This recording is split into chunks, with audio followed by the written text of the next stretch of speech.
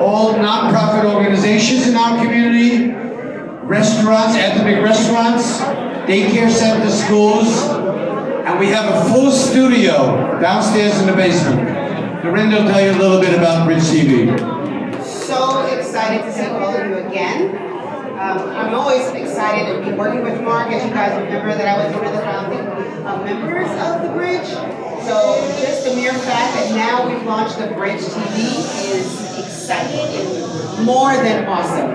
The other part about the Bridge TV is we're going to do stories about your organizations, about your giving back to the community. They're going to be and cut it and look extremely professional.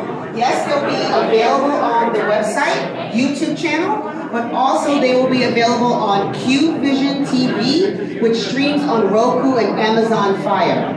So that's the other partnership that I'm bringing to the Bridge is the QVision streaming platform. So you can see that in your house for free. Just add it and we'll have a whole programming calendar and time zones and everything else like that. But please, again, I'm going to reach out to you guys. I'm going to do one-to-ones, and we're going to really make sure that all of your great projects, all of that community building that you have been advocating for on your own, and that Mark has helped partner with you, extremely gets boosted and carried worldwide. Okay?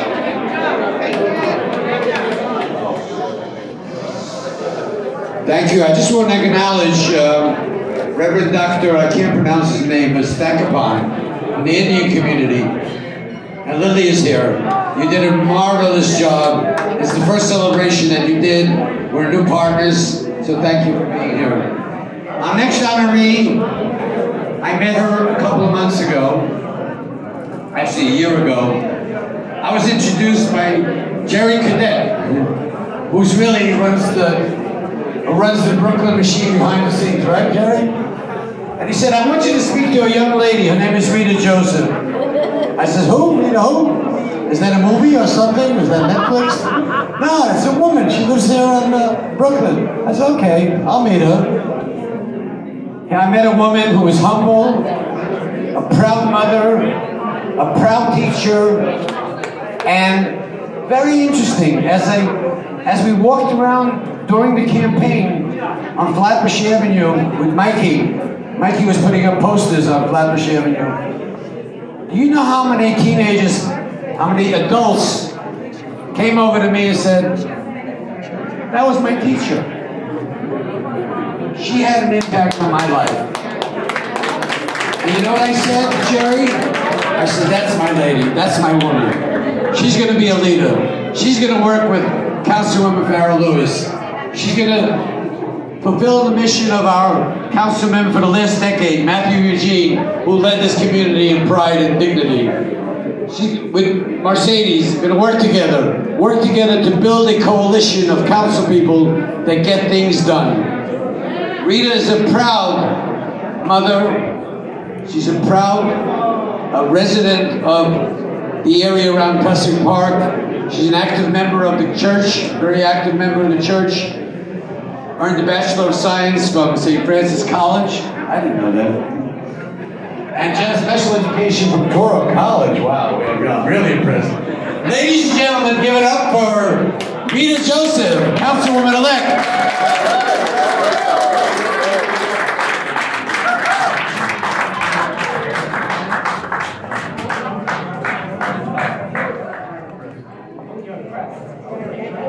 Good evening, everyone. Assalamu alaikum. Shalom. How is everyone doing today? Good. Good. I'm good too. First of all, Mark, thank you. I want to thank my colleagues in city, state, and federal government, and everyone here, all the agencies represented. I'm an educator, a mom. I've been an educator for 22 years. I basically grew up in the same school that I raised these students. I'll wait. Now I'm going to have to put my teacher's voice on. I know, right? Can you hear my voice? Yes. Thank you. Eyes on me. All eyes on me. If you can, those great words of Tupac Shakur, that's what I used to say to my students. The journey was simple. It was a community member, an educator, 22 years, and I've been in the trenches, and I saw the needs, and I just started working.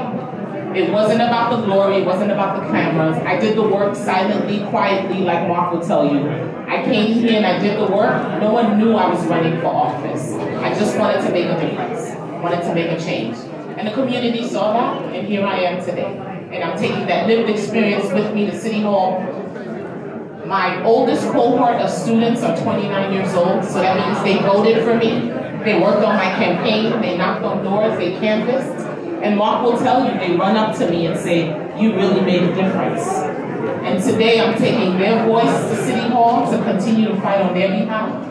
The ones that cannot vote for me yet, I will be that voice for them. So I'm taking this with me to City Hall, and this is dedicated to all the students and the families in my district and across the city. Thank you so much, Mark, for this honor.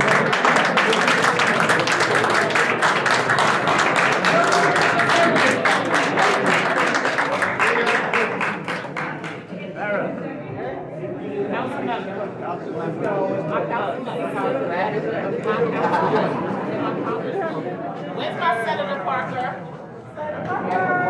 Is Senator Parker writing? My colleague in state government, let's go. Let's go. Yes. Don't make me put you in detention. Wait, Kevin, nice try. There we go. Yes. Take it off. I forgot to hold my stomach. I'm doing my stomach.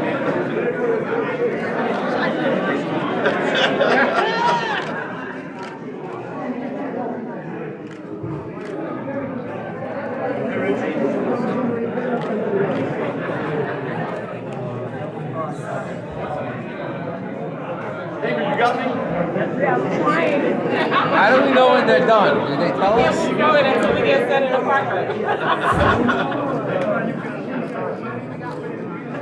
Okay. All right. We got it. And we're done.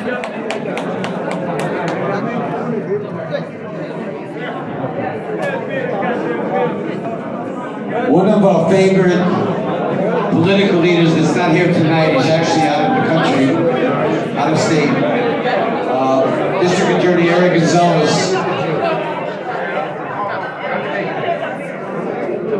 In 2018, the District Attorney of Brooklyn, Eric Gonzalez, did something very, very important.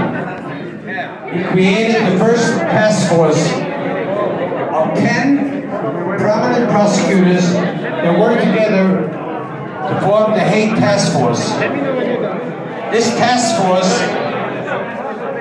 goes out, in addition to prosecuting crimes, in addition to locking up individuals that do racial incidents, also go out to schools, institutions, and educate the community about race and hate. And the district attorney has chosen a very, very well-seasoned prosecutor who worked in Manhattan, Kelly Muse, to lead that department. Kelly is a prosecutor with years of experience, and the district attorney wanted to show us that he means serious business by getting a seasoned, tough, but compassionate prosecutor to lead that whole department. Ladies and gentlemen, please welcome the Chief of the Hate Crimes Unit of the Office of the Brooklyn District Attorney, the Honorable Kelly Muse.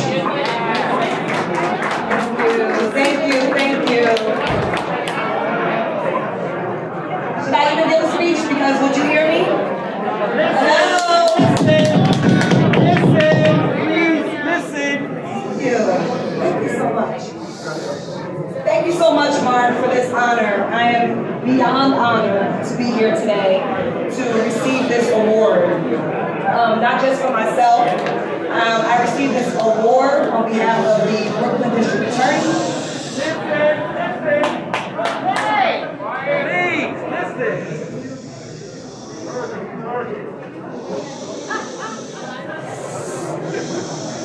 Wow.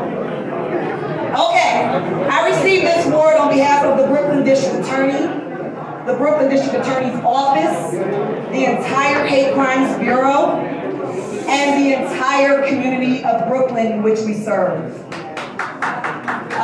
It's not easy work that we do.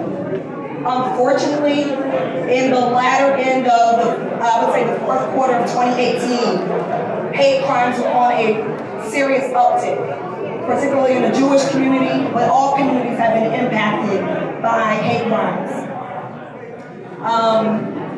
And the district attorney saw fit at that time to make it so that we had a dedicated hate crimes bureau where we not only focused on investigating cases. This is horrible. Ladies and gentlemen, please, please. Ladies and gentlemen, please. Sir in the back, please, please, please. This woman is a prosecutor. She can lock you up if you don't behave.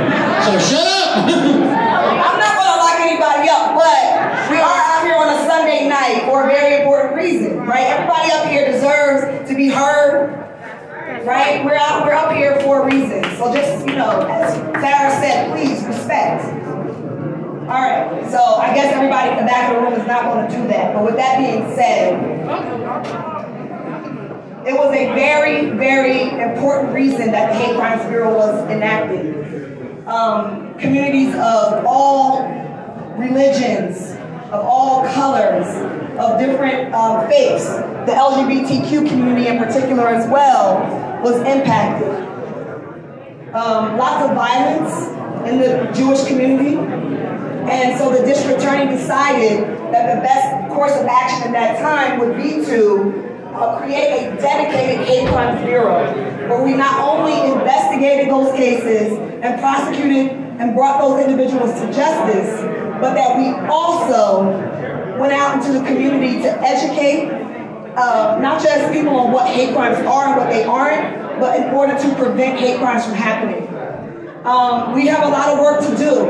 In 2020, hate crimes were up against the Asian community. We talked a lot here about COVID-19 and what that impact was. We saw the Asian community be,